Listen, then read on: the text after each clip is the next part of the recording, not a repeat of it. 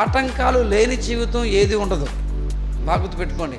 కానీ ఆ ఆటంకాలని దాటే జీవితమే మన విశ్వాస జీవితం. ఆటంకాలు వస్తాయి, కానీ ఆటంకాలు మనం దాటగలగాలి.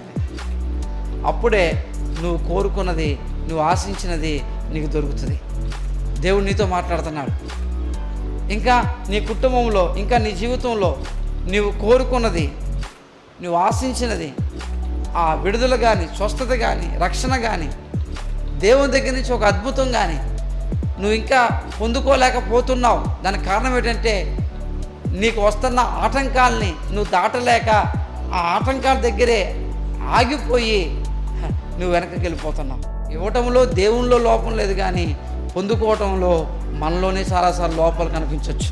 మనకు వచ్చే వ్యతిరేకతలు ఇవి మనం దాటగలిగితే, ఇవి ముందుకి మనం కొనసాగగలిగితే నీవు చూడలేని అద్భుతం అంటూ ఏది ఉండదు, దేవుడు చేయలేని కార్యం అంటూ నీకు ఏది ఉండదు.